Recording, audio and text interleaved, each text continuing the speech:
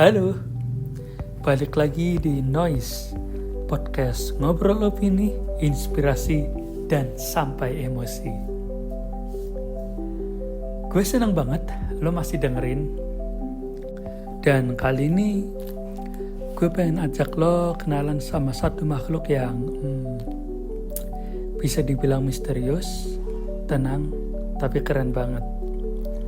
Namanya burung hantu salju, atau bahasa kerennya Snowy Owl. Warnanya putih, matanya kuning tajam, dan entah kenapa dari penampilannya aja lo langsung ngerasa dia tuh beda ya.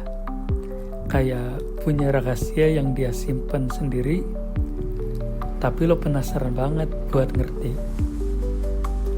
Tapi tenang, hari ini gue gak cuma bahas fakta-fakta soal dia ya.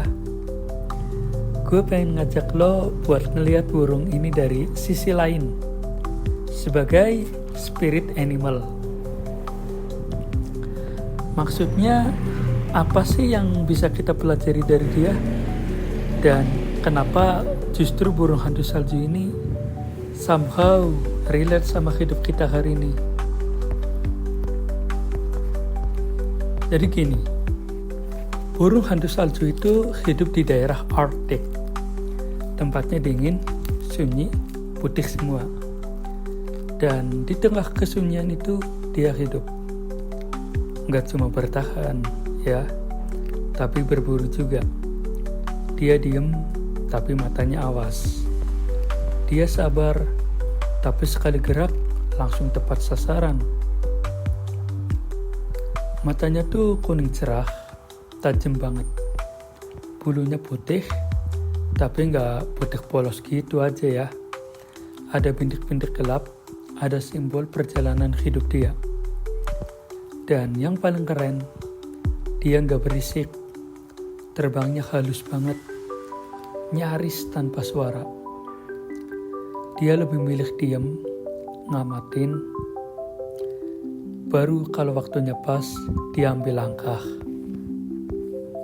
Nah, lo pernah gak sih ngerasa pengen pause dari semua kebisingan dunia? Pengen diem dulu, mikir. Gak pengen ikutin arus rame-rame. Kalau iya, bisa jadi burung hantu salju itu spirit animal lo.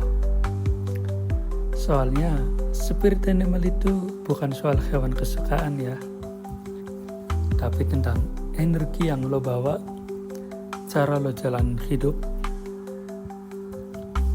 Snowy Owl ngajarin kita satu hal penting. Keheningan itu bukan kelemahan. Justru dari sunyi itu kita bisa dengar suara hati kita sendiri yang biasanya kalah kencang sama suara dunia. Dan satu lagi, gak semua hal harus buru-buru. Kadang diam itu bukan pasrah, tapi justru bagian dari perhitungan dan observasi. Snowy Owl itu diam, tapi dia tahu kapan harus gerak. Dan begitu gerak, dia gak main-main. Jadi gini ya, gue ngerasa banget makna itu, apalagi sebagai seorang petani muda. Di zaman yang serba cepat, orang scrolling terus, swipe terus, cemas terus. Kayak semuanya tuh harus buru-buru. Tapi pas gue mulai turun ke sawah, ke ladang, nanam sendiri, gue belajar satu hal. Gak semua proses bisa lo paksa cepet. Benih gak bisa lo teriak-teriakin biar tumbuh lebih cepet. Dia butuh waktu, butuh perawatan, butuh lo observasi tiap hari tanahnya, cuacanya, hawanya. Gue juga sering sendiri di ladang, diem. Tapi mata dan hati gue jalan terus. Kayak burung hantu salju. Nggak kelihatan sibuk, tapi lagi mantau semua. Dan kadang dunia nggak ngeliat itu. Yang dilihat cuma hasil akhirnya. Padahal prosesnya sepi, dingin, dan penuh ketidakpastian. Tapi ya, justru di situ kita belajar sabar, belajar peka, belajar tenang, tapi tetap tajam. Jadi, kalau lo ngerasa lo beda, kalau lo lebih suka diem daripada ribut, kalau lo sering ngerasa nyaman di ruangan sepi, bisa jadi lo emang burung hantu salju. Spirit animal lo ngajarin bahwa tenang itu bukan lemah, diam itu bukan kosong, dan lambat itu bukan gagal. Thanks banget udah dengerin episode kali ini.